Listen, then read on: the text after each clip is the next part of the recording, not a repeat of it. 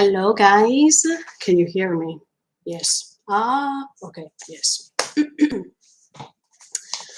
Okay. Hello, guys. Welcome back to these live streaming thoughts, streaming, whatever.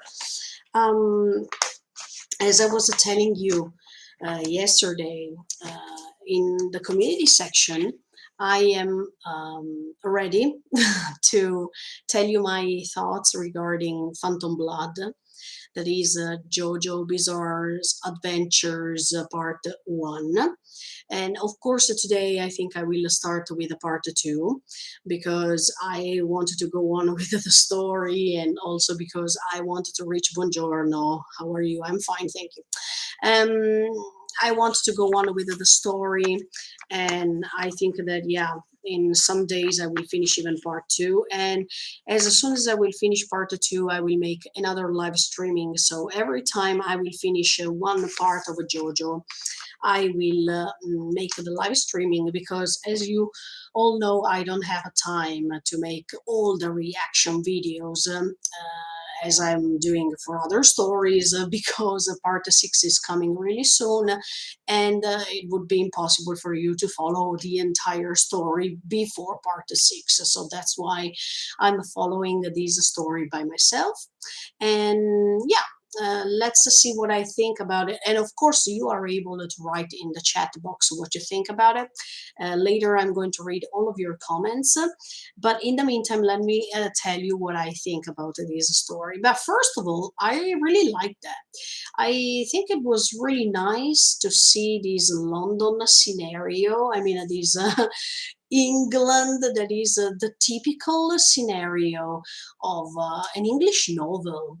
I don't know if you read lots of English novels or if you love English literature, but I have to say that this reminds me lots of English novels like Dickens or many others that are, I think they inspired Araki Sensei. I don't know if he likes English literature or something like this, but definitely I think that he was inspired by things like this. I really like the setting, how he reproduced these English vibes, and this was really awesome. I have to say it honestly. Another thing I wanted to say that I really loved is how Araki Sensei decided to develop this story based on ancient cultures. You know that I'm always curious about these things. I am fascinating, and yeah, absolutely. I think that these. Thing of ancient cultures, the fact that they found this mask and they tried to defeat the power of the mask. Yeah, I really like that. I like. I was used to love studying these type of things. I mean, ancient cultures, especially at school, and it was surprising me. I definitely loved this aspect and how they could combine these superpower. These two main characters have connected with these special and negative supernatural power that we always see even in other stories, but later I'm going to make some parallelisms. But I think yeah, this was really interesting, these historical connotations, these historical references that we found in these 9 episodes. Yes, of course, Phantom Blood is made of 9 episodes, and it's short. I mean, I expected it was a little bit longer, but okay, 9 episodes. But I think it was enough. It was not long, too long, or it was not exaggerately long. I think with these 9 episodes, we already understood many things, and it was not necessary to go on with more episodes. Um, and I think it was worth it. 9 episodes, they were enough. for this part. Okay, I wrote some notes here as always because I don't want to miss anything. But yeah, first of all, I wanted to describe this relationship, this contraposition with these two main characters that are Jonathan Joestar and Diobrando. To me, it's a little bit strange to say Dio because I don't know if you know, but okay, if you're Italian, you know, of course, or if you're not Italian, for sure, I think you got some info while watching JoJo. But Dio in Italian, it means God, and it's not a negative god. I mean, it's not something that you worship that brings you unluck or that brings you negative superpowers, but it's the god we all worship in our culture. I mean, in the Christian culture or in the Catholic culture and the religion. It means that is something that should be good instead of bad. So every time while watching these 9 episodes, I heard Dio, Dio, Brando, Dio, or sometimes when you know that in Japanese you put the ka at the end of the sentence in order to make a question and stuff like that. It was a little bit hard for me to hear that because there are some expressions in Italy when you want to um, when you don't want to worship God, but you wanted to go against the God, then it's turning like a blasphemy. So to me, sometimes it was really surprising to hear things like this. But anyway, yeah, Dio in our language it means God, and yeah, this difference of these two characters is quite evident. I mean, it's obvious. But at the same time, as Dio was saying at the end of Phantom Blood, when they say, look, we complete one another, you need me, or we are one thing, we understand here the importance of opposites. Because in life, opposites are the rules of nature. You can't have good things without bad things. You can't have love without hate. These opposites are so essential as the rule of nature or rule of the world itself that it's quite impossible to go on living without the other counterpart, or it's impossible to uh, try to create a system or create a world or nature itself without contrapositions. And I think, yeah, these two characters are the main representation of what good and bad is, but at the same time they can coexist. They are together. One without the other one, it's quite impossible. And in fact, actually at the end, they both end their existence. I don't want that you put spoilers because I don't know if Diobrando is coming next again or not, but that's what I saw at the end of this episode, and it could make sense. I mean, the fact that they both um, end their existence at the end of this part one makes sense if we go on with this concept of good versus bad, and one can't exist without the other one.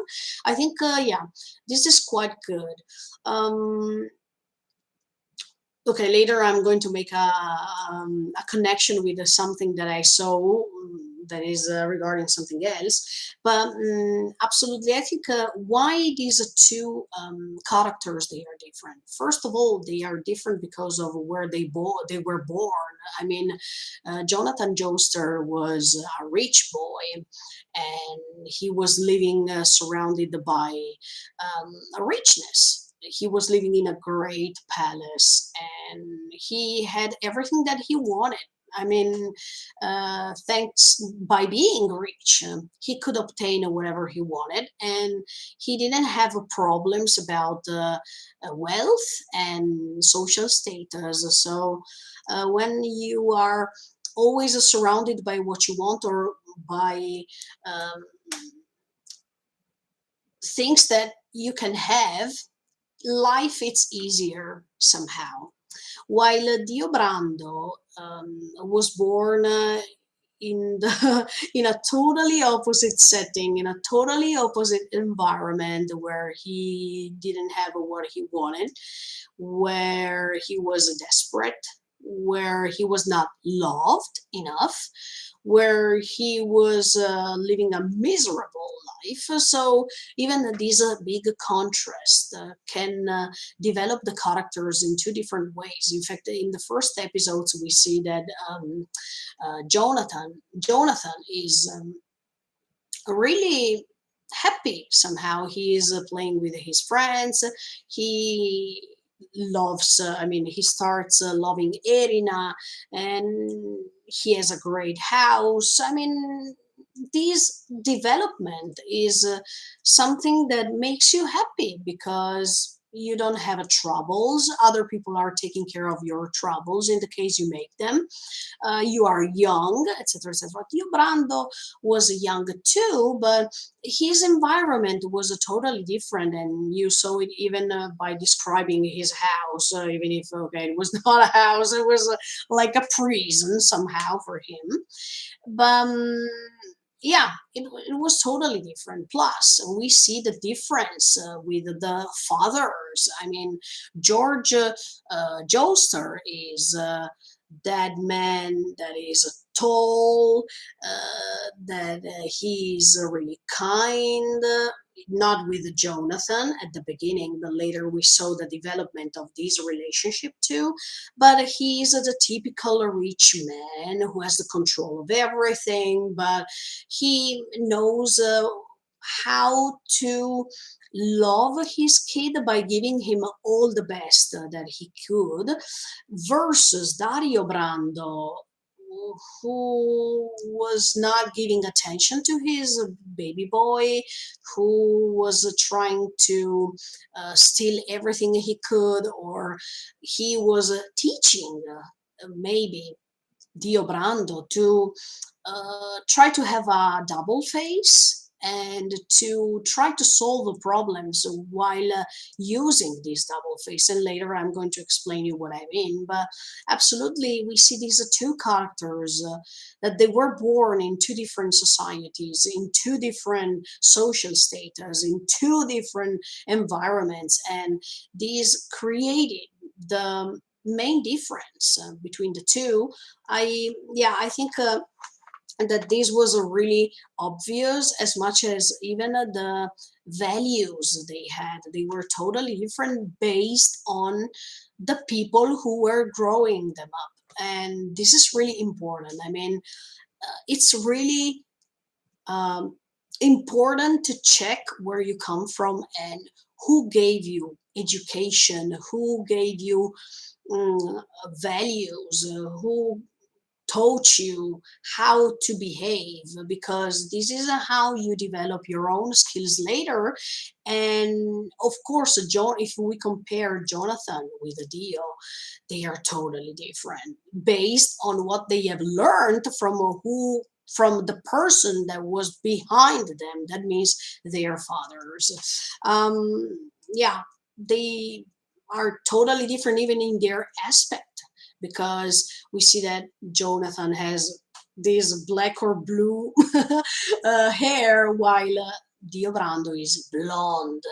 And let me tell you honestly, when I was talking to you about Dio and its meaning in Italian, that means God, I think Araki Sensei here was trying to mock a little bit the figure of God, because even Diobrando is, I mean, he has blonde hair, and usually we have this image okay, in our literature references or mythological references or religious references, that usually we portray the angels with blonde hair, right? I mean, if we ask our kids to draw an angel, we don't they don't draw it with black hair, right?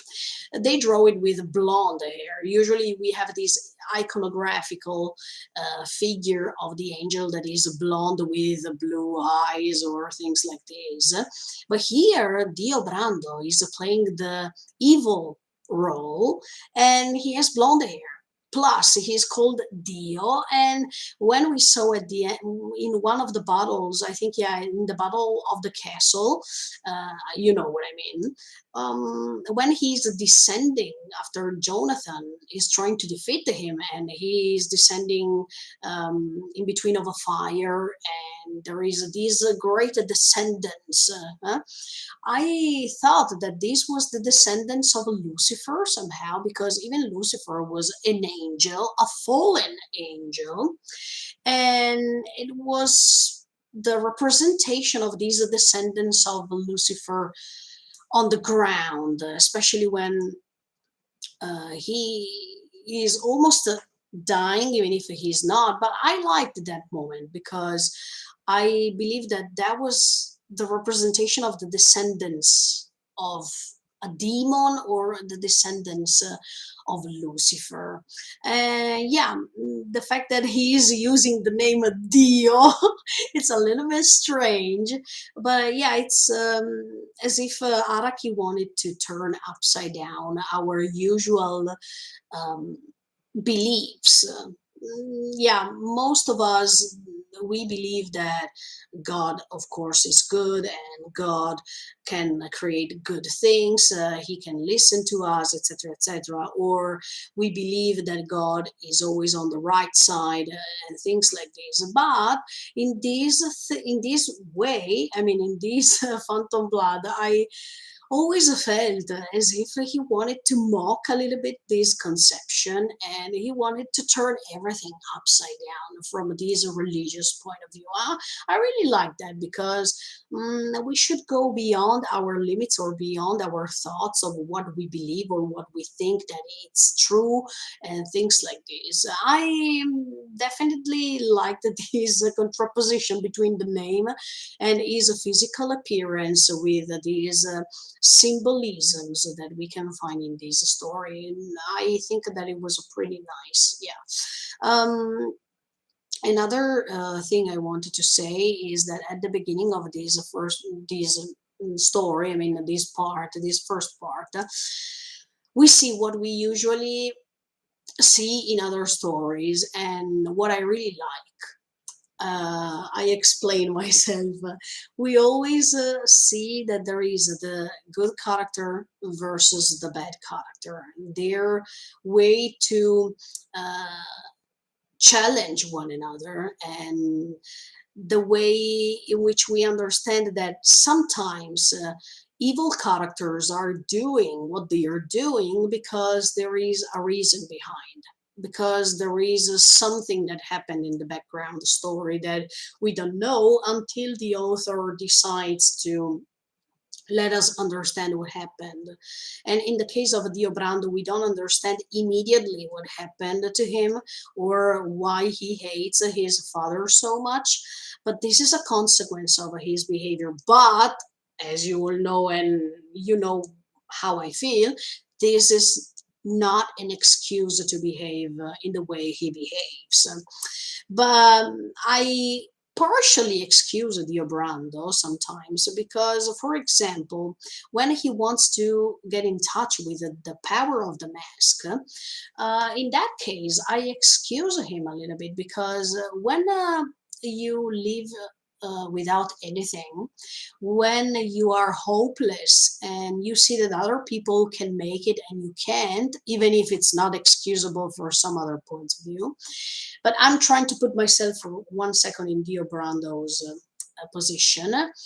When your environment is nothing rather than zero, and you don't have affection, you live in sort of a way in which feelings are not important, where uh, your father is nothing to you, where you don't have a great social status, you can't have the same luck that other boys of your age have. You feel hopeless. You feel that if you find a possibility to regain everything that you have lost or everything that you couldn't have so far, you take that challenge. And that's why I think Diobrando decided to use the mask, even if it's wrong, because we understand throughout this story that if you take the short path, that doesn't assure you that it's the best way.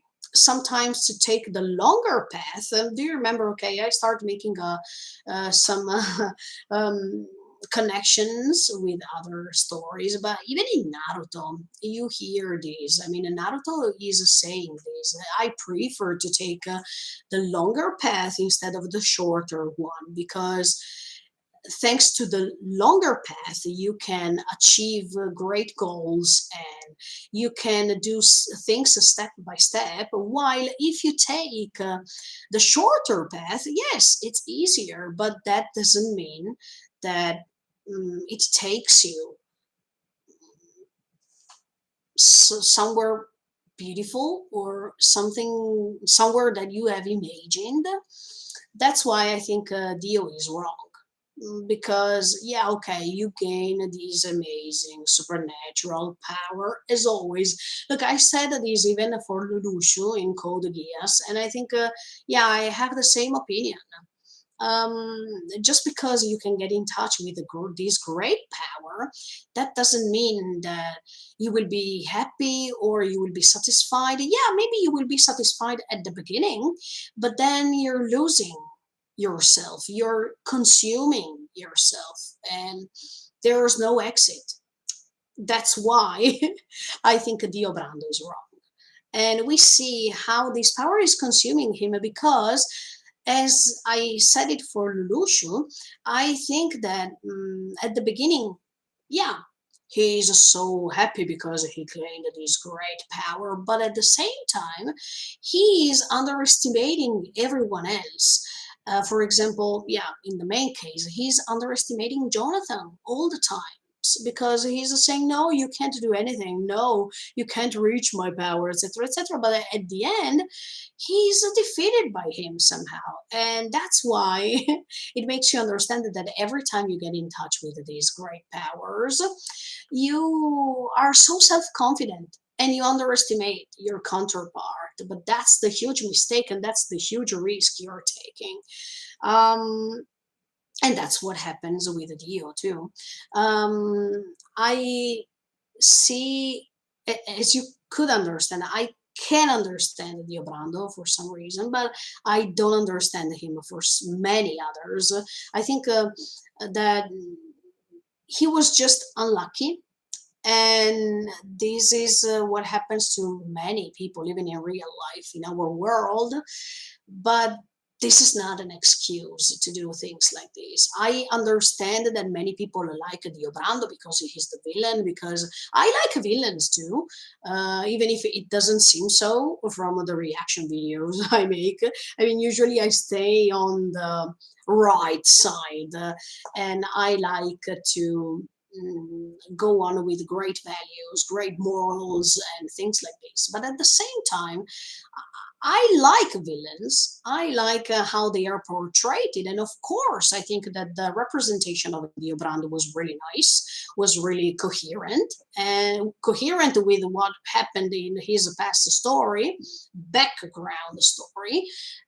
So I don't dislike him, but if I have to follow my heart, if I have to follow my principles, and if I have to follow my values, the same values that Jonathan Joestar had from his father or his family in general, yeah, I think I should follow Jonathan Joestar. I like all the beliefs he was saying throughout these 9 episodes. I like the development of his character.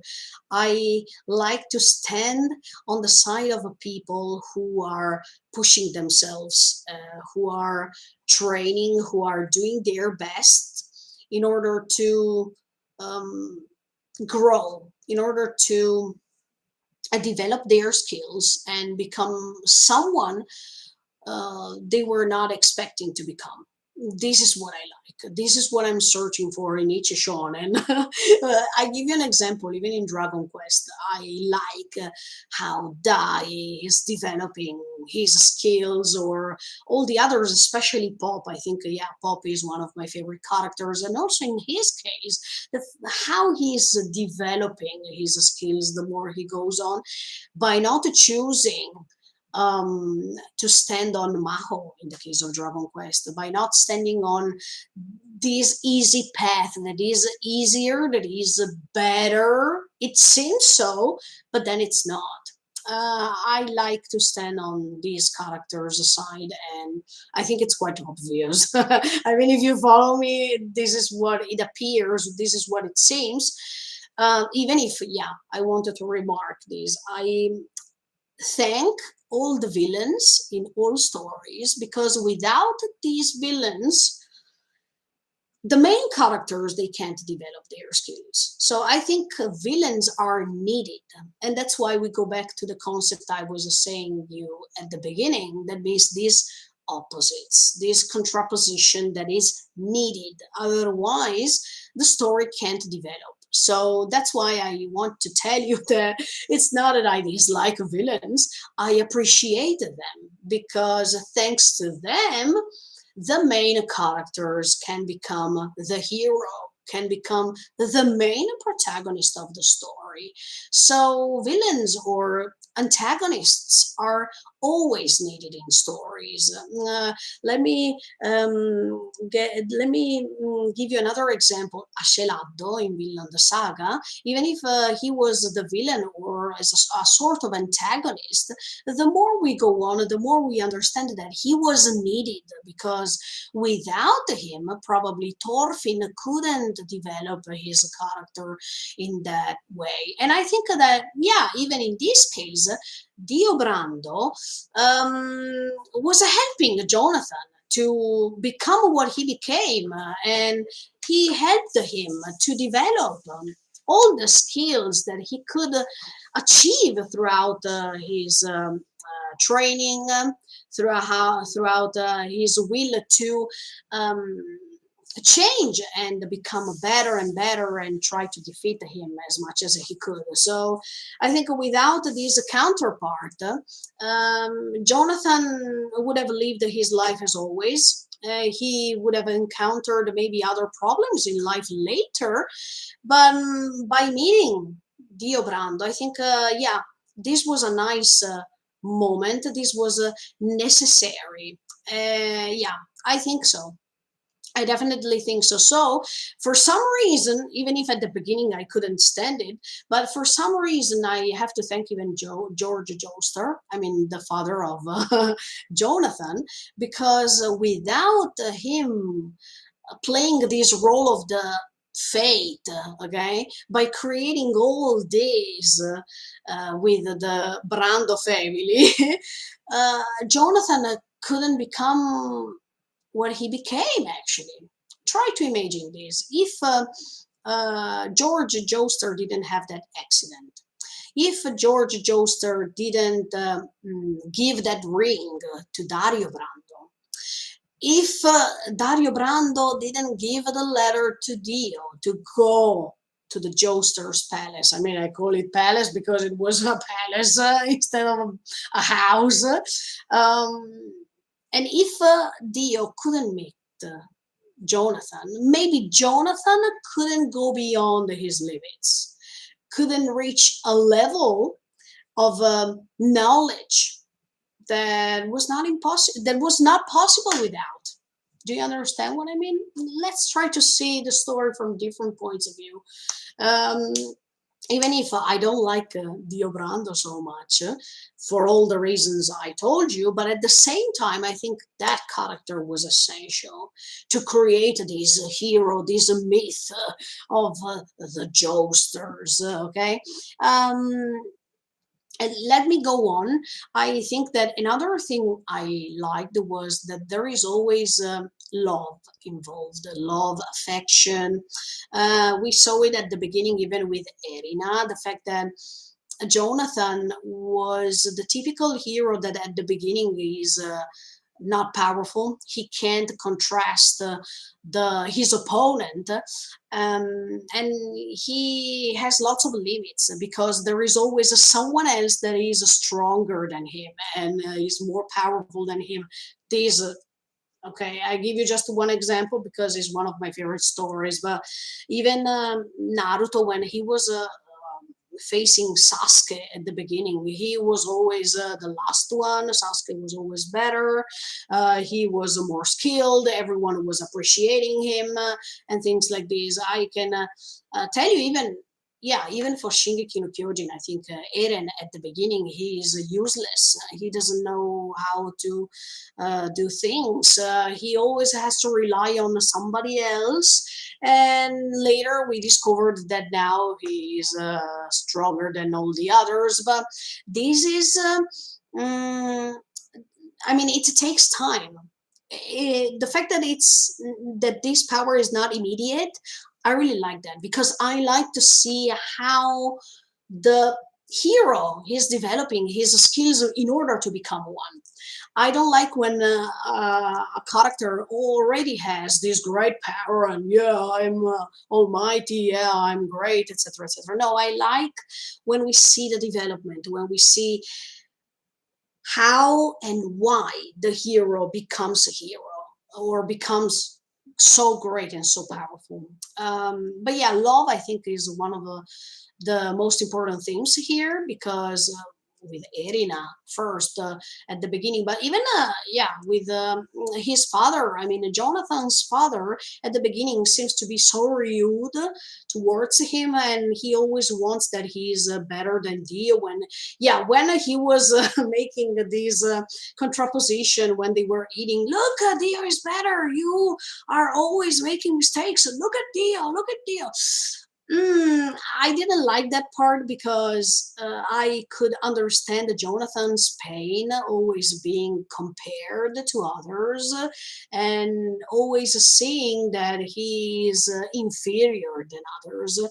I didn't like that, but even in that case, that was necessary and that was good because thanks to that, Jonathan didn't want to give up, didn't want to think that he couldn't make it. But the more he was going on, the more he was thinking about what his father did, and when his father was dying and he was confessing him why he did that thing. Yeah, you appreciate these things later when they are explained, but in that moment I felt, oh no, this is not good to do, especially because you are thinking that Dio is your son, but he is not, and you're appreciating him as much as you should appreciate Jonathan.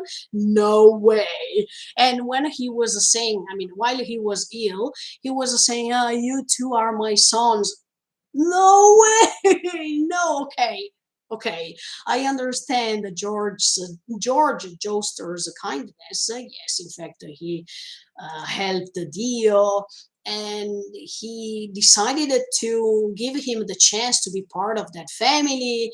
He wanted to rescue a poor boy that he was finding himself in a hard situation, and this characteristic we find it even in Jonathan because he was gaining this great value to be kind, to be helpful, no matter what. And we saw it. Okay, later I'm going to tell you another thing, but definitely we see it even in Jonathan, this side of his father, and I totally appreciate this. So yeah, for some reason I understand, of course, George Joester's kindness, but at the same time, I was a little bit angry when he was comparing Dio with him with his real son all the time. I was a little bit angry, and I was staying on Jonathan's side because even in real life, it happens that uh, when parents have two kids, sometimes they decided to prefer to stay on one side instead of giving the same affection to both. It's not easy. It's not easy. But in this case, one is your real son, and the other one is a son that you decided to rescue. But this fact that we see that the main character is always underestimated, or he's always compared at the beginning, I'm saying, with the counterpart. It's a little bit sad. It makes me feel sad, to tell you honestly. But yeah, love, I was saying, it's a great theme here. And we see it even with Erina. I have to say that I like Erina at the beginning because even if other friends of Jonathan were not staying next to him because they were all tricked by Dio's words, Erina decided to stay next to Jonathan, even if later what happened with that kiss made the relationship go wrong. But I think that she was useful as a character because even her presence gave Jonathan the tools to become stronger. In fact, I remember when at the end Jonathan wants to protect her the most, or when Jonathan understood that she was kissed and Dio was waiting for him in their home, in their house, in their palace. And as you can see, all these reasons are making Jonathan to become stronger. So they are a reason. They are this power that he has is a consequence of what he is developing throughout these 9 episodes, and that's what I like. Even, yeah, the concept of courage that Jonathan is developing is super amazing. I That's why I like Jonathan Joestar. I stay on his side because how he's explaining all the times these theme of courage, this concept of courage. This is so brilliant. When you understand that courage comes from your efforts, comes from the will to defeat fear, comes from the teachings you received, comes from the memories you collect in your brain, comes from the will to fight and the will not to give up, the will to go beyond your limits. Because, yeah, I remember when Dio is saying, look, you human beings are so limitful. I mean, you have lots of limits and you can't go beyond those limits. You are you have limits, you have edges, and you can't go ahead. No, you're wrong, Dio, because and in fact, I like the how Jonathan replied when he said, no, this is not true, because until you have a hope, and this hope is another tool that you can use in order to develop your courage, you can make it. And he was showing him this. He could make it. And in many different episodes, you see how Jonathan is collecting this courage and this hope to go on based on different characteristics. One time when he was underwater and he was trying to defeat Blueford, he was remembering what George Joestar, what his father told him to do in another situation, but he could be helped by those memories, by those moments he collected in his brain, in his memory, and it was useful. It was a tool to be used in order to defeat the enemy, in order to not give up. And I totally liked that moments. Or when he was trying to remember what Zeppeli told him throughout this training he made with him. It was really nice to see that if you remember what your teacher told you, if you remember what your experiences were, if you are moved by this feeling of protection, by um feeling that when you're hopeless, you find in the core of your soul the will to survive, the will to go on, the will not to give up. All these great concepts, I really like them. That's why I have to stay on Jonathan's side. And yeah, the way he was describing this concept throughout the episodes was totally amazing, and I totally agree. Um, I think, yeah, JoJo as a story was inspiring lots of other stories coming next. One for all, we can say Naruto, we can say Shingeki no Kyojin, we can say even a Demon Slayer, that is the most recent story we have.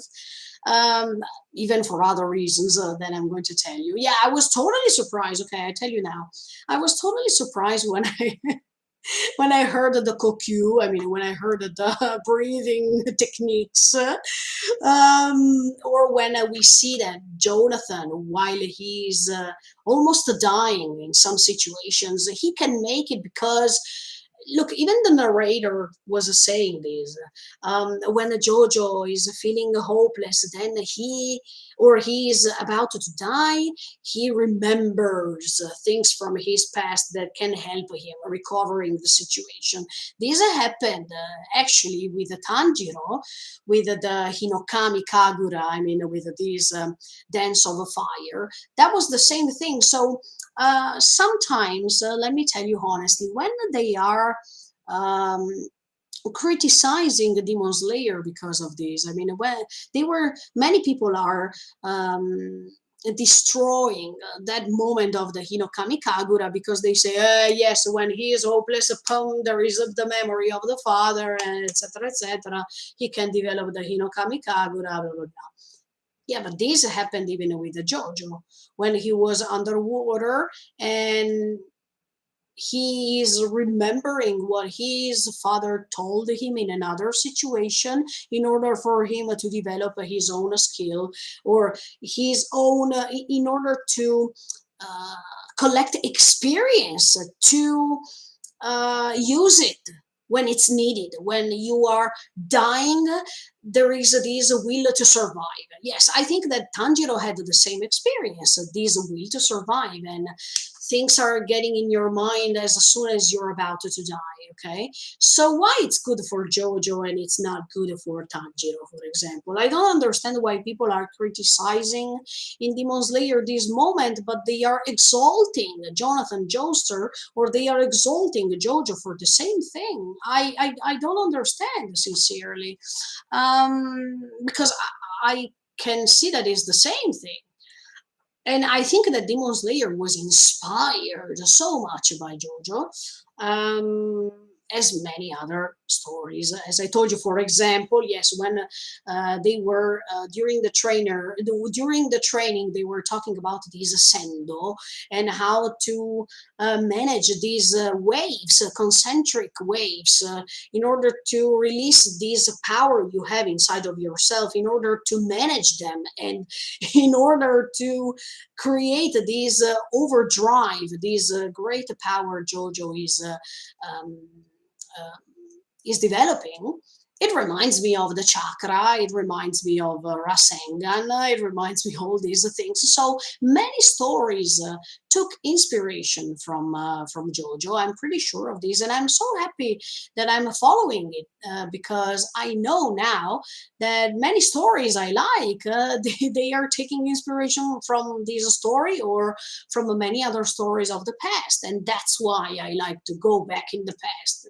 Because right now many people are taking reaction videos about the ultimate things, or they like to pay attention on what's next. Okay, but in my case I prefer to take a step, to step back. I mean, to take a step back and pay attention on what was before, because I think most of the stories that are famous now, they are getting inspiration from the past stories, and that's why I like to go back. I'm a different. I'm like a salmon. I prefer to go um, uh, on the other side instead of all the others that are going this side. I'm going back.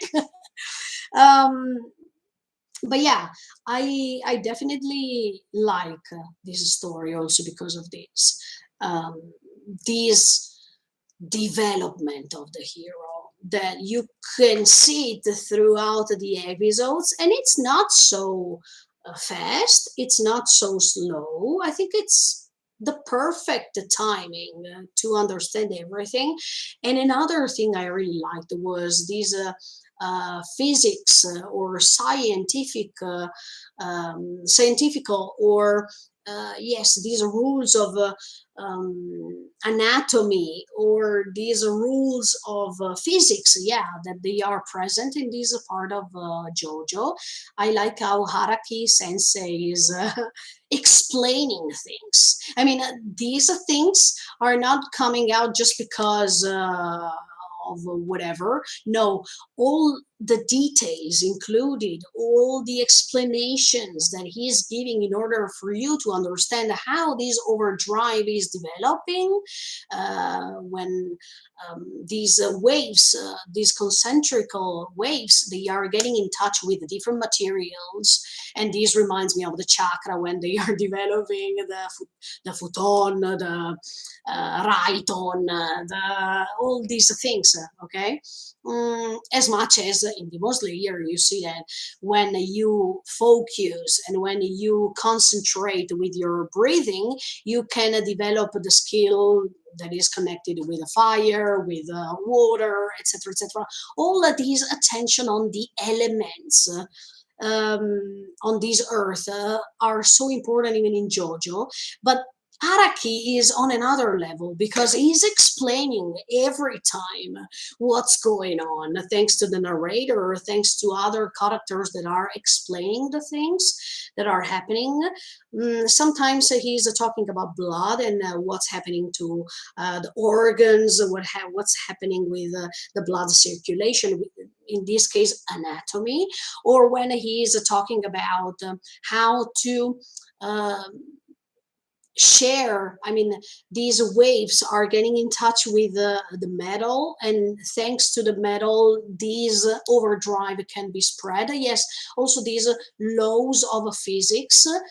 I really like that, these details. I really like how they are explaining this. These, if I have to be honest, probably I think that even Dr. Stone took inspiration from JoJo because every time, even Senku, he's explaining how to develop these things. Okay, in that case, probably is not 100% scientifically confirmed, but the fact that these authors, even in the future after JoJo, they like to explain what's happening, and they like to try an explanation of the reason why these things are happening. I really like that too. But yeah, um, these talking about yeah, I'm moving forward a little bit, but talking about the mask. Hmm, this power that is not helping you, but is consuming you, is getting you to a level that is destroying your personality, destroying your inner core.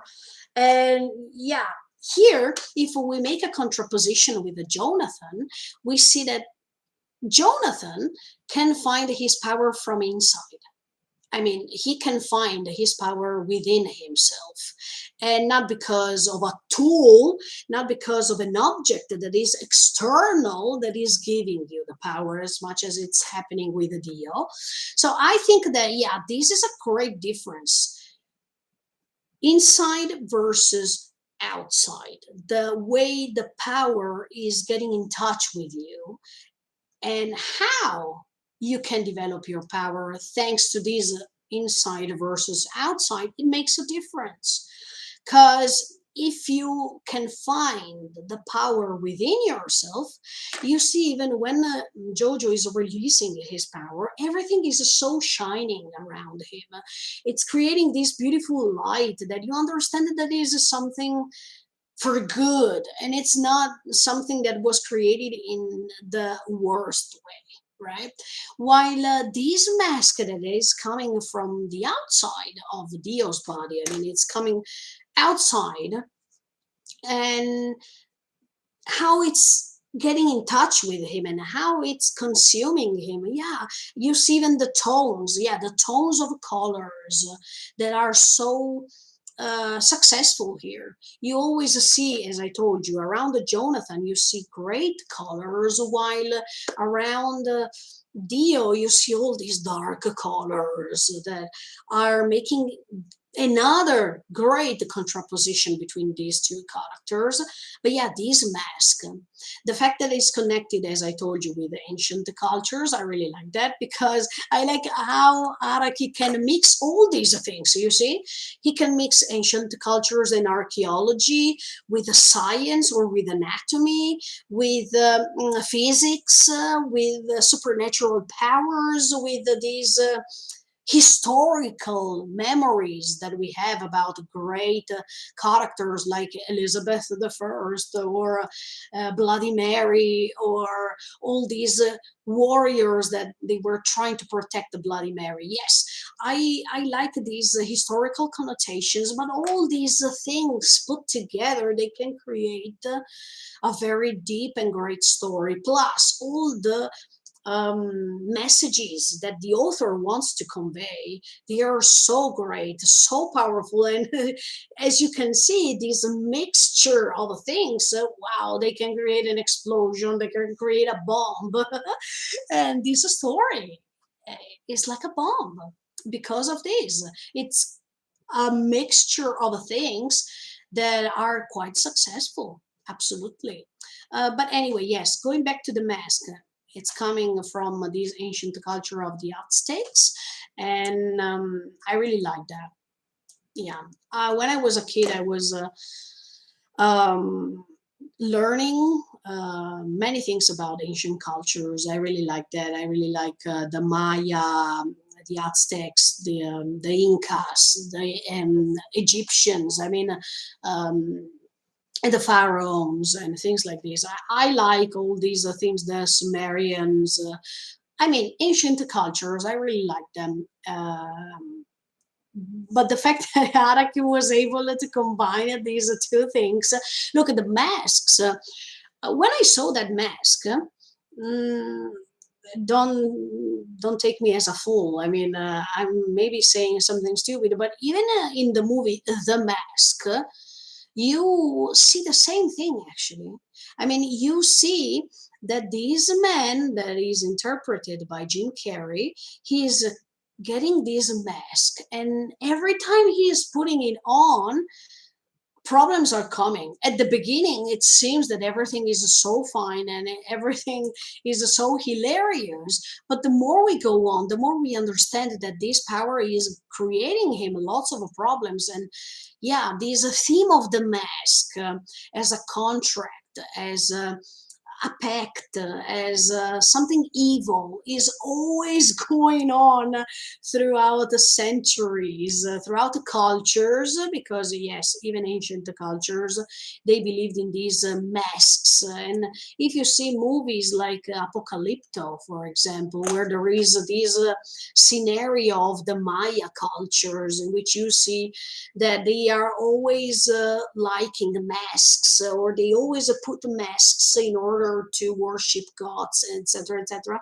Yeah, I like these connections, but if I can give you another example in which there is not the mask, but there is this pact with the devil, it's of course the portrait of Dorian Gray by Oscar Wilde. I mean, this theme that even Oscar Wilde, who was a English literature man, I mean, he was an English literature author, Yeah, when I saw this Phantom Blood, I don't know if Araki Sensei likes Oscar Wilde or he likes Dickens for the setting, but absolutely, I think that when I was watching those episodes, I was thinking, okay, this reminds me of the portrait of Dorian Gray. This is a representation of England, or yes, Dickens, as I was telling you, for the setting that was so um, clear to me. I think, yeah, Araki, he loves English literature a little bit because, or he was getting lots of info about it because all these features inside, even yeah, the costumes, even the representation, yeah, of these um, bad quarters, bad roads of London, that they were so typical even in the Dickens period. If you read the Charles Dickens, you know that he was so great because he was representing the bad London. I mean, he was not just portraying the good side of London, but even the worst side of London with his description of settings and things like this. Yeah, I totally like these things, and that's why probably I liked this story too. But yeah, I already told you this great power that is consuming the person he's using it, etc., etc. We saw it in many stories. Look at even in Shingeki no Kyojin, Code Geass. We saw it even in Full Metal Alchemist somehow because the fact that this power, this alchemy, is used for bad purposes instead of a good purposes. Okay, later we understand that there is another type of alchemy, but at the beginning, this alchemy is not used for something good, right? So, yes, power. Do we need power? Should we use this? Should we use this power? Should be aware of the fact that as soon as we get in touch with something we don't know totally, this can create problems. Yeah, we should be aware of this. We should be aware of all the risks we can take if we try, if we go beyond our limits in that way. That's wrong. But okay, I really like everything that is involving all these themes, main themes. But another great theme that I liked here was the training part. I mean, I liked when Zeppeli was getting in touch with Jonathan. And even in this case, I open a bracket, you see there's a theme of a fate.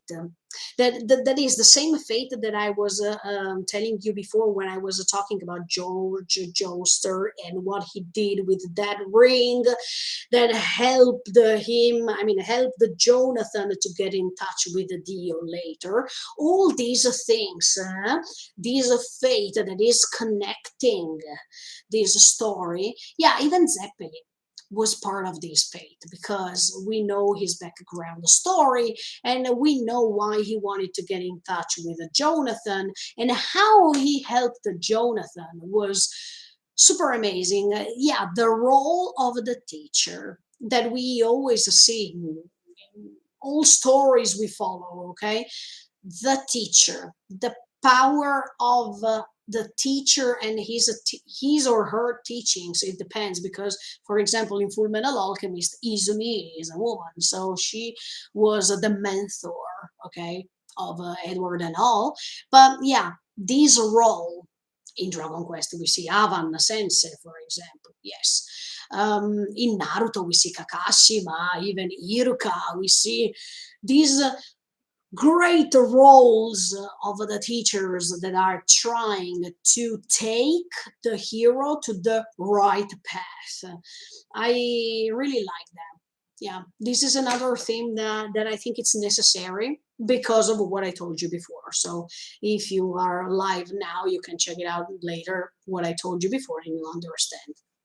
But okay, I think that yeah, I can give a vote 9. I don't give 10 because I prefer to wait and see what's coming next. But yeah, I think even in the last scene, when we see that Jonathan is dying, we see, even in that moment, we see that he took inspiration, or he got inspiration from the teachings of his father, or from what he remembers from his father, or the fact that he is belonging to his father makes you understand that he could gain inside himself his own teachings, his own values. Because when Jonathan is trying to rescue that boy, that baby boy that was mm, that last scene of the ship, mm, Jonathan is saying, no, you should save that boy. This instinct to survive, this instinct to save others, and not being so selfish. I really like these signs of Jonathan, because when Irina wanted to die with him, maybe he could have said, okay, I accept your will, that's it. No, he's always thinking about the others, and he's always thinking about Dio too. Did you feel that desperation, that sadness, that miserable feelings that he's feeling while he's hugging the head of Dio? Or when he said at the end before dying, look, I still feel this feeling of affection towards you. Look, when you see a relative of yours that he or she is going in the wrong path, and you know that you do all of your best to save this relative you have, but you are hopeless to understand that you couldn't be able to make it. You have this feeling, yeah, the same feeling Jonathan is feeling, affection, because anyway, that relative, you love him or her, but at the same time, you feel this sadness, this desperation of not being able to do anything to rescue that person from that evil thoughts, from that evil things that he's thinking, from these evil things that are consuming him or her. That's why I stay on Jonathan's side too, because I can relate to his feelings too. Maybe because of my personal experiences or my personal thoughts, but I can understand when he is describing this feeling that it can't be described. Sorry, this is a little bit antithetical, but sometimes there are feelings you can't explain, but you can just relate it to them, or you can relate it to the people who are feeling them, because you understand them. Even if you can't find words, you can understand what these people are feeling. Yeah, that's what I feel. I totally understand all these miserable feelings that Jonathan is feeling towards Dio, and the fact that, yeah, that in Japanese is shikatanai. It means it can't be helped. You can't find a solution, even if you did all of your best.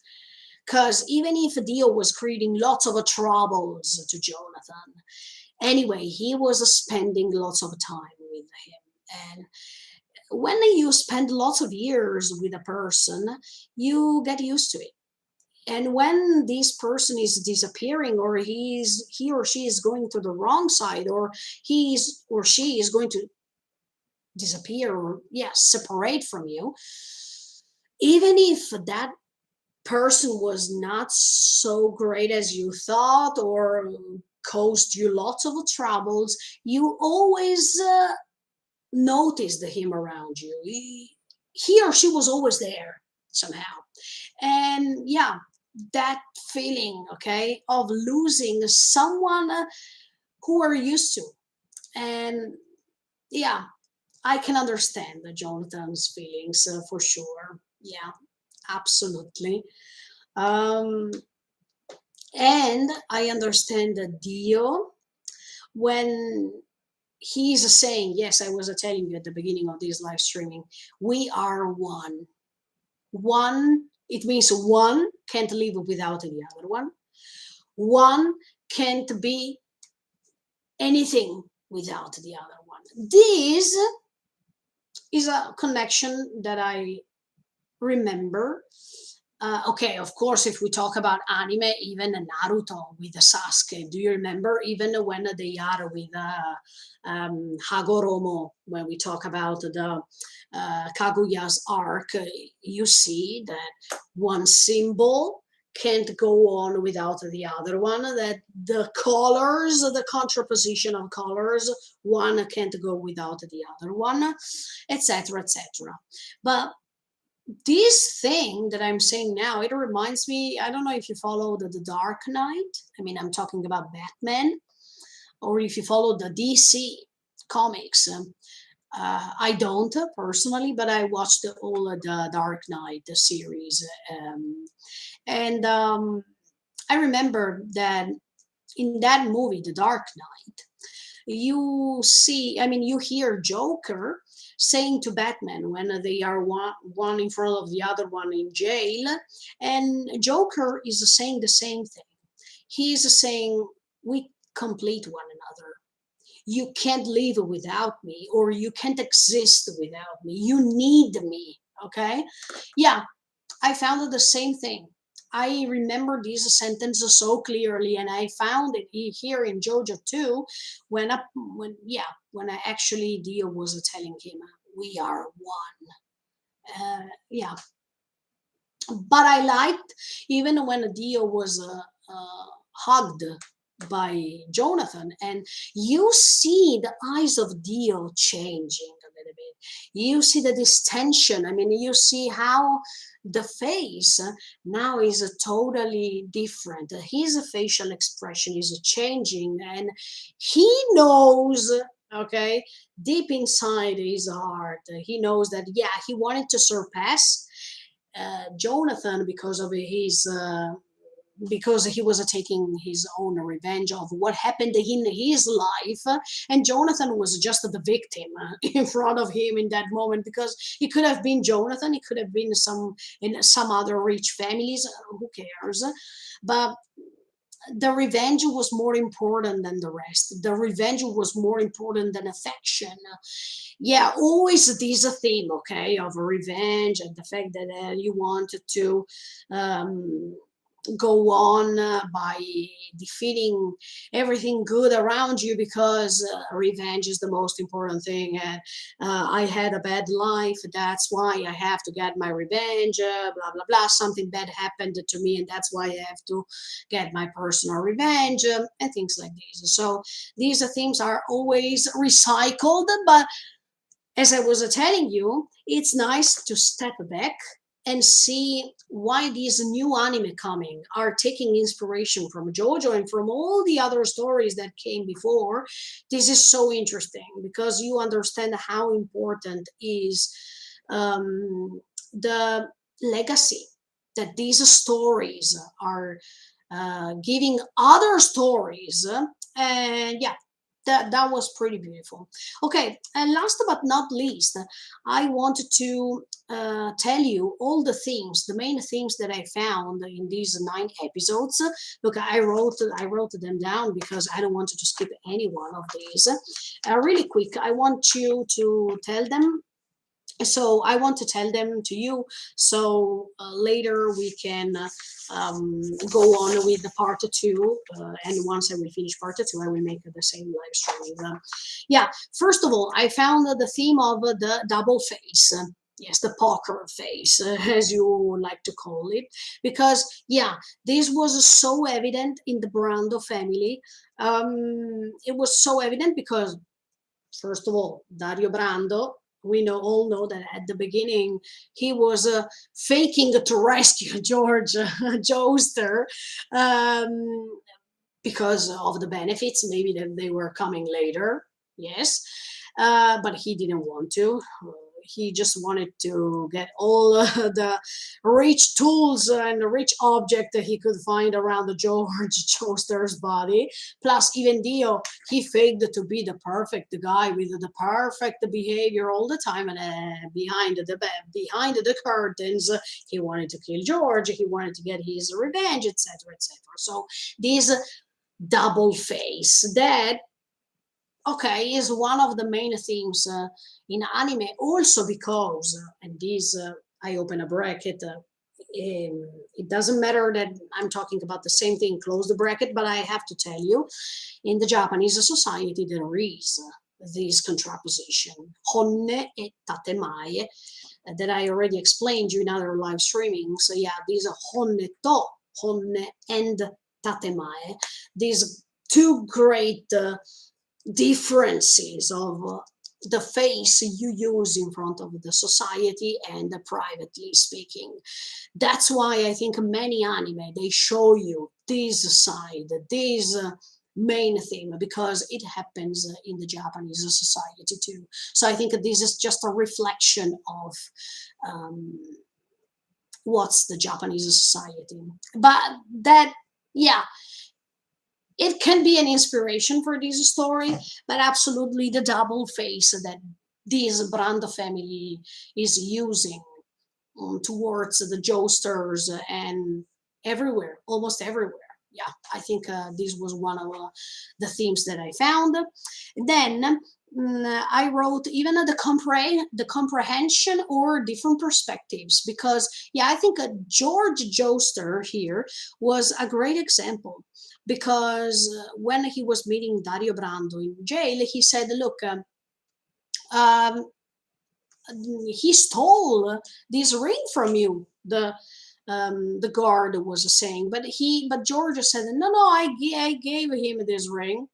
Um, because George was thinking something else. He was going beyond his limits, because look, a human being, when you see that a thief wants to steal you something from you, you don't accept it, you don't understand, you don't excuse, okay?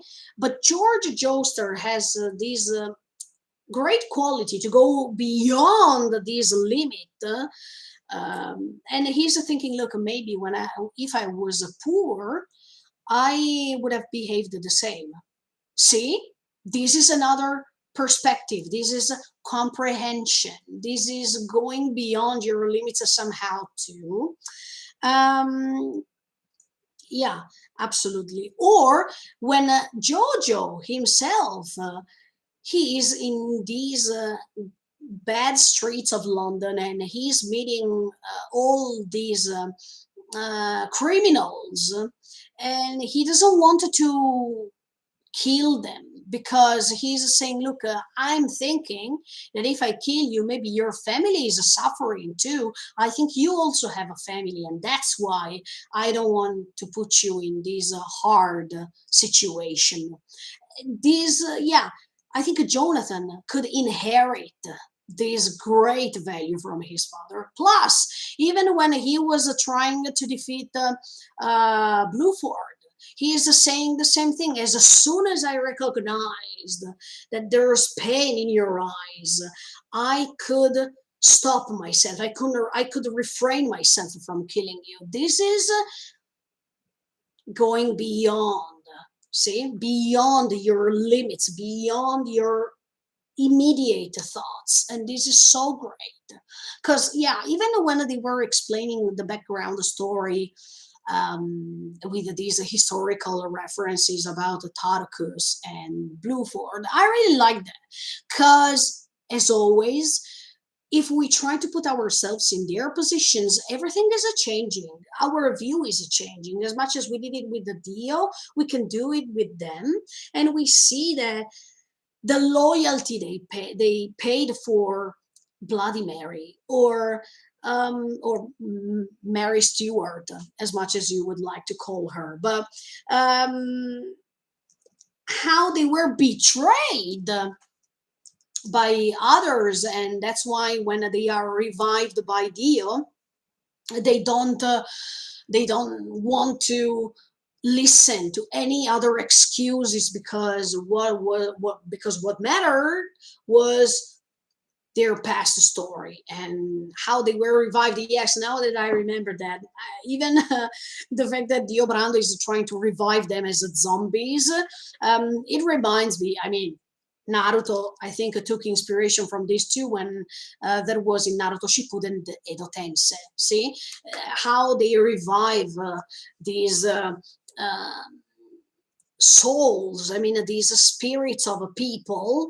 And in fact, even Madara, when he was revived, he didn't want to hear excuses because of what happened in his past life. So yeah, there is these connections more and more. Yeah, the more I go on analyzing this story, the more I find the contrapositions, but also connections with other stories. This is quite great. Okay, but did you understand what I mean when I say that there is a comprehension or different perspectives that helps you to go beyond your limits, beyond your superficial thoughts? This is so great as a theme, I guess.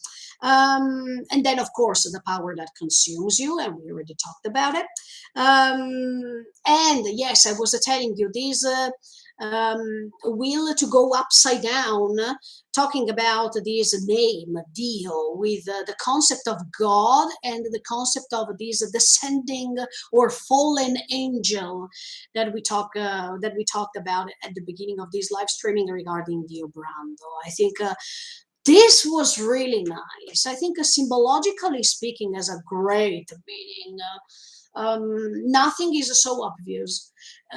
We shouldn't follow our beliefs just because we believe in them. We should find an explanation too about what we believe in. If we put everything upside down, how this could work, how this could be, I'm really interested in things like this. Then one against all the others. Yes, this is another theme that I found. Um, Theme or subject, whatever, because we see at the beginning that Jonathan Joestar was one against all the others because of what Dio was spreading as things that Jonathan did, but he didn't, and things like this. This reminds me Naruto once again, because even Naruto, just because he was the Jinchuriki, he was always bullied, and he was always alone because of this. Yes, I think this is another great theme. But thanks to this, Jonathan could still develop his will or his courage to go on. So I think this was necessary too, because he can understand more other people that are coming next in the episodes. But yeah, even his personal will to go on is developed even by difficult moments like this. So I think even that moment was quite necessary too. Then another theme, as I told you, people who have everything and people who don't have anything. This great contraposition that makes a difference, because Jonathan has everything from Dio's point of view, and Dio has nothing to lose, and he has nothing for real. And this is from Jonathan's point of view, and probably that's why even Jonathan is feeling some affection for him, because maybe from a Jonathan's point of view, he is pitiful, and I don't know how to express these feelings, but I think you understand what I mean. Um, but yeah, I think this theme or this story helps you to understand what does it feel to have everything, and what does it feel to have nothing around you.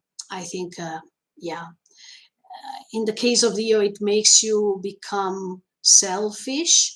It makes you become um, emotionless. But on the contrary, Jonathan has everything, and he has a father on his side, a father that cares a lot about education.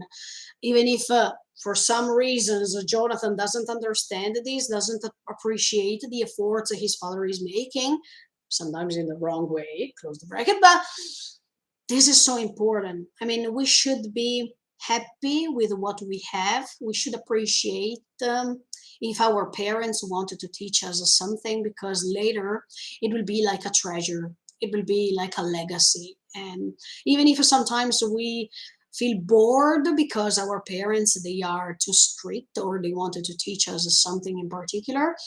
I think we should be proud of these moments. I think we should collect them all and think about people like Dio don't have anything, don't have a person, a mentor. They don't have something that can rely to. I think, yeah, we should be proud if we have our parents behind our backs because Dio didn't have a real parent behind his back, and that's the result. Okay. And then, yes, I was telling you another great theme was these historical connections with explanations. I really like that so much. Then there is the theme of the mask. We already explained it very well in this live streaming. I think absolutely you understood what I mean.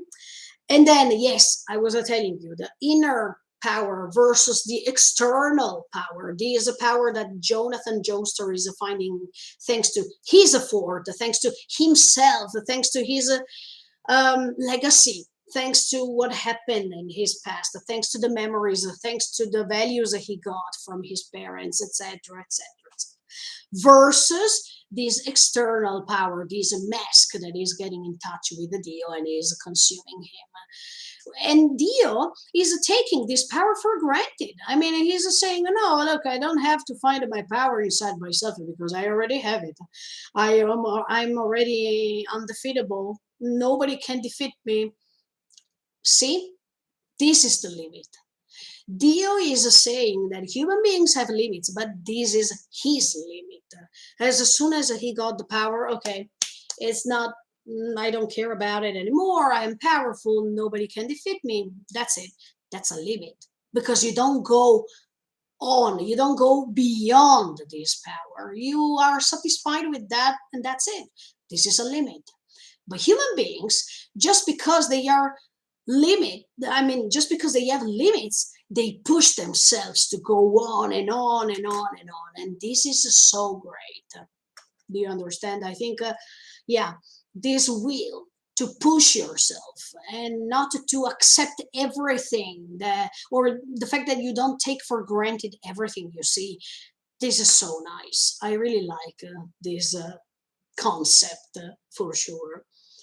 Ah, yeah, I can make a comparison here too with these limits, or human beings are have limits, and we find it even in Vivi Fluorite's song. But this is something else, of course. But even in that story, human beings, they are saying, look, you are a human being, you have limits, so you can't defeat AIs or you can't go on. No, human beings have the power to stand up once again, to have hope, and that hope helps you to go on. That hope is the inner strength that human beings have, and you can't defeat that great power human beings have, the power to recreate yourself, the power not to give up, the power to push yourself and go on and on and on. This is the power of human beings. And even if we have a limited life, that doesn't mean that we are less stronger than something that has an unlimited life. This happened even with To Your Eternity. Even in that story, you understand that people are pushing themselves to survive, to do their best, even if they don't have a unlimited life. This is so great. Yeah. And that means this power you have within yourself can help you to evolve for better, while this external power of the mask can consume you, and that's it. Then, of course, another great theme was courage, and I already analyzed it throughout this live streaming, and I think that the meaning of this courage, the meaning of hope, was making Jonathan Joestar become the hero, the best example we could have in this story. Then another theme was the training part. Yes, this is a training plus all these efforts that Jonathan is fulfilling one after the other one. The training process, as I was telling you, is one of the most important things.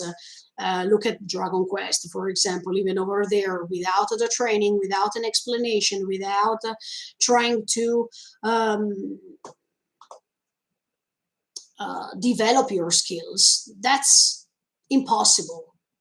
That means the role of the teacher, the training, everything. Even Zeppeli was a great teacher with with the power to transmit, to share to JoJo some important values and some great teachings that they were useful, because even when Jojo was inheriting Zeppeli's will and Zeppeli's power,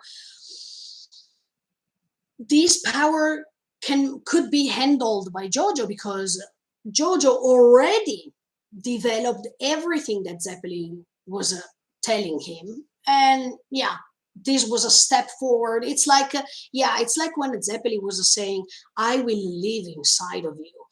Oh, this is true, because all the teachers we see throughout the other shonen or throughout the stories in general, the leitmotif is always the same. That means a person dies for real when you stop remembering him or her. That's the real death.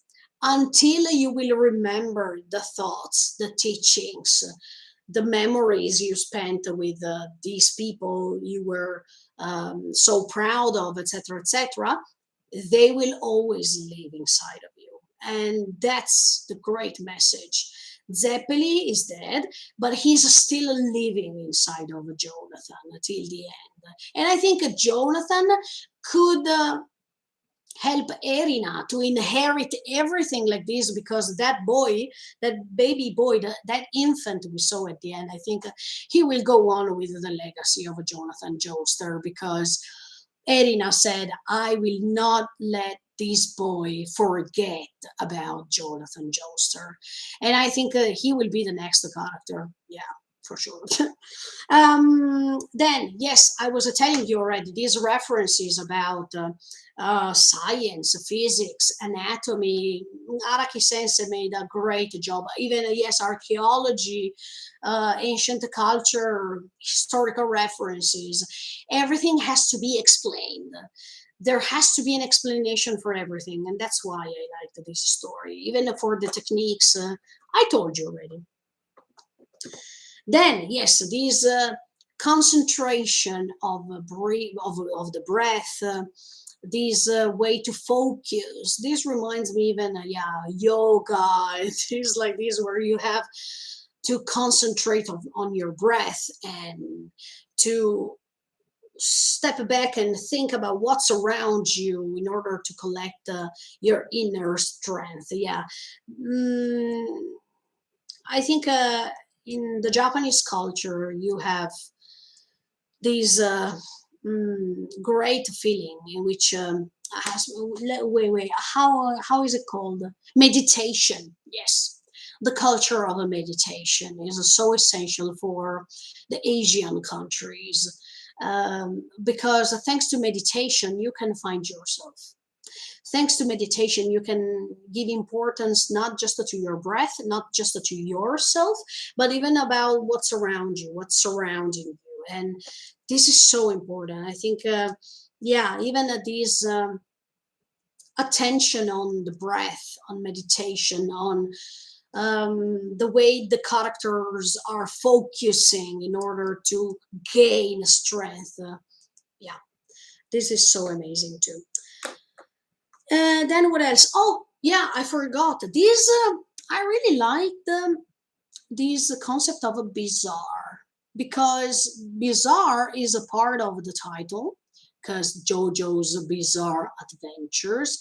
But how this bizarre can become useful. For example, when Jonathan was explaining, when he was going against the Tarkus and Blueford, he is saying, "Oh, this is so bizarre because I have studied all these character while I was studying history, and now I have them in front of me. It's so bizarre, but at the same time, just for the fact that I studied what they were and how they were, I can find a way to defeat them. See, these bizarre adventures that can become so useful for the development of JoJo's character. This is so amazing. Or even when he was saying, "Oh, look, this is so bizarre. We are surrounded by zombies." But at the same time, everything that can seem so bizarre can be even so useful. I like how Araki decided to develop this concept of a bizarre, because even if bizarre it means unusual, it means something strange, etc., etc. In that strangeness, in those things that seem to be so unusual, strange, crazy, and things like this, you can always find a way, a logical way to go out from them. I really loved this concept too. And then, yes, I didn't talk about the Poco as a character, but I want to talk about it now.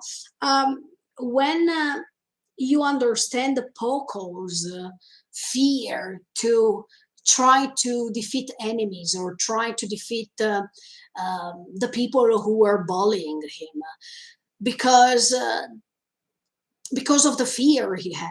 I mean, the theme of a fear is always around these type of stories, but how here fear is explained was so beautiful. We have a fear for we have the fear, for example, to do something the next day. We have the fear to go and get an exam result. We are afraid because of what's happening tomorrow with that visit when we go to the doctor to get the visit results. We are always afraid of something, but the point is how to defeat this fear. And when Jojo was saying that in order to defeat your fear, you have to surpass it, you have to gain it, accept it, and then move forward. This was so nice. And in fact, Poco was saying, no, no, no, okay, I will do it tomorrow, I will do it later, I will do it the next day. This reminds me an Italian literature man, Italo Svevo, that he was writing a beautiful poem, a beautiful story about a man who was dependent on cigarettes, and he was smoking so much. But then the leitmotif of his life was always, okay, I will stop. I will stop it tomorrow. Okay, okay, I will do it tomorrow. Not now. I will do it tomorrow. Or look, the simplest example. Sometimes we wanted to go on a diet, right? And every time people who like to eat a lot or people who like to eat in general, they say, okay, I will start the diet tomorrow. Okay, this is this is something that we also repeat in our day life. Oh, okay, this is so boring. Oh, this is something that takes lots of energy. Okay, I will do it tomorrow. Or maybe something that we don't want to know, something we don't want to do. Let's do it tomorrow. Let's know it tomorrow. As if tomorrow is a shelter for our fears. No, because sooner or later you have to face this fear. And if you wanted to block this fear, you have to surpass it. And that's why Poco was a great example when he was trying to save Jojo from Taraku's attacks. And then, of course, we know that what he did was just a way to let Zeppeli die. But I liked how he developed his skills to go against his fears. When he said in his mind One-chan, I mean, he was talking to his sister indirectly, but when he was saying sister, that tomorrow is now. I really liked that moment because it reminds me of a Carpe Diem. Do it now. The time is now. Don't think about what was before or what's after. Think about now. The present time can change things for better. The present time can solve problems, can change things, can create our destiny, can do something unbelievable. So we should pay attention on what's now without caring about what's tomorrow, or without thinking that tomorrow we will find a solution. No, the solution has to be found now.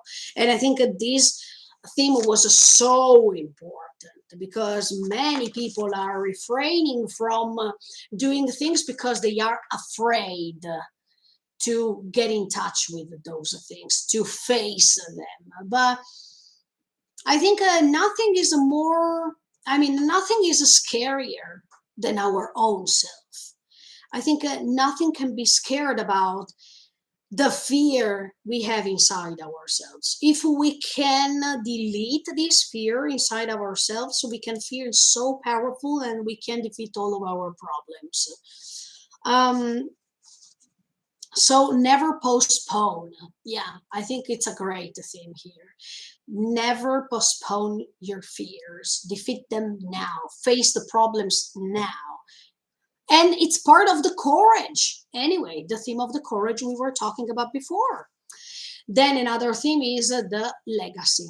It can be a materialistic legacy, like in the case of Diobrando that wants lots of money, as much as Diobrando, etc., etc., and the fact that Diobrando wants to kill George because he can inherit everything, blah blah blah.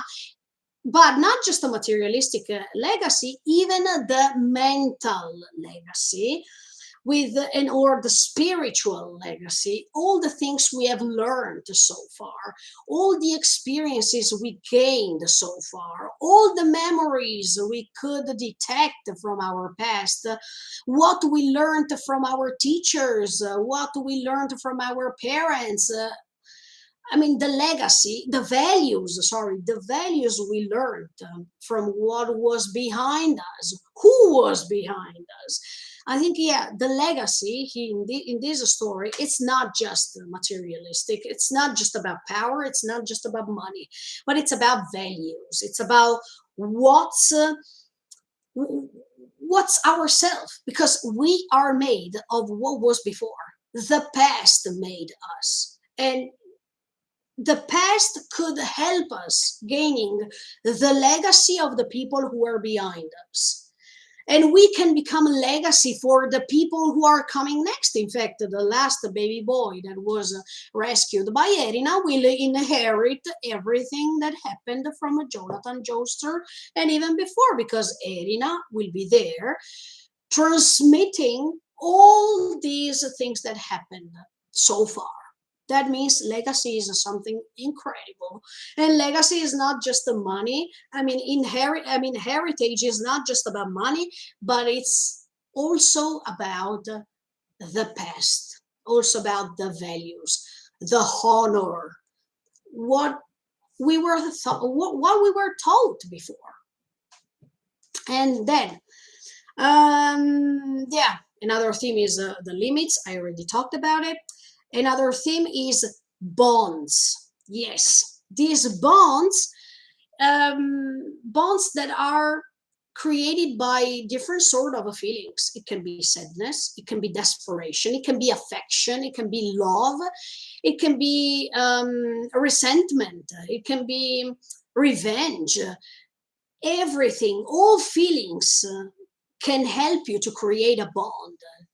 Don't you think? I mean, look at the one and only I can put here as an example is Naruto with the bonds. Um, the bond that Naruto has with Sasuke, the bond that Itachi has with Sasuke, the bond that Itachi has with the village, the bond that Kakashi has with Obito, all these bonds, okay, that we can find in all stories, actually, if we think about that. Even in Full Metal Alchemist Brotherhood, we find the bond between brothers. So many things, okay, or the bond Ohenheim has with Pride, or with homunculus. Look, all these concept of bonds are creating great things, but the bonds are related to feelings. And even in this case, Diobrando has a great bond with Jonathan Joester because of all the feelings involved between the two. And yeah, this was so nice because, as I was telling you before, JoJo could inspire many stories coming after. But if we check just the latest anime coming out, we will never understand until we step back and we decide, okay, let's pay attention on the past stories, let's pay attention on the past anime, and we will understand that what's now, it's thanks because of what was before. This is why I'm stepping back. I mean, I step back and I prefer to check even some past stories because of this. Um,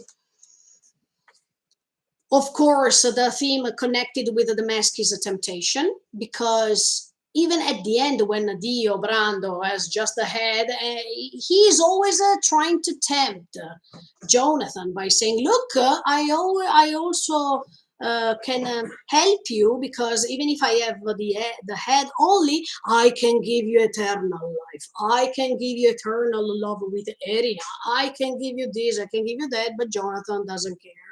And I really like that because we should avoid the temptations. And even if these temptations can be so shiny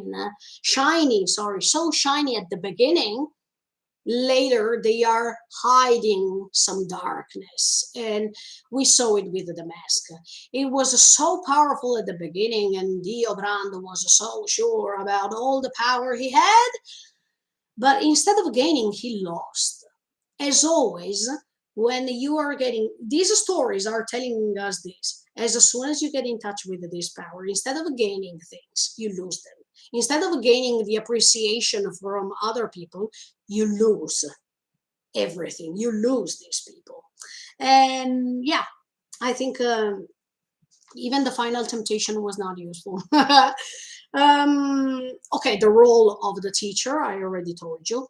The theme of destiny that is connecting everyone's life here. Even look, even the baby boy that was rescued by Erina, that's fate. That's the destiny that is playing a great role.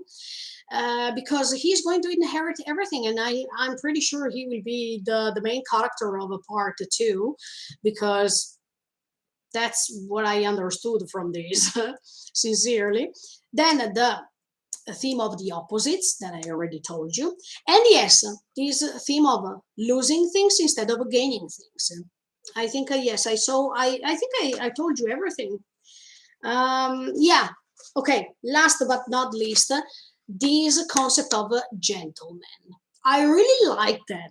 To be honest, I really like how Jonathan is explaining what he thinks about being a gentleman. Because usually a gentleman is the man who's opening the door before the woman. I mean, all these um, great values or great rules of the bon ton that makes you a gentleman. But this new way to be a gentleman, to understand even your enemies. Yes, this is another thing that I found in Demon Slayer, but I found it even in JoJo, and I think, yes, I remarked this. I think Demon Slayer took a lot of inspiration from JoJo, even for this, because Tanjiro, he is the gentleman of Demon Slayer. He's always trying to understand enemies. He's always trying to understand the demons, people around him, everyone, okay? Jojo is doing the same. I mean, Jonathan Joester, especially when he was in those dark streets of London, etc., he was always trying to understand the enemy he had to face. He was always trying to this gentleman way, this gentleman attitude that he has. I really like that. I really like even when he was a young boy and he was saying to Erina the first time he was rescuing her. Look, I'm not saving you because I love you. I'm saving you because of the way I am a gentleman. I was like, okay. But anyway, thanks for saving me because you were pretty nice.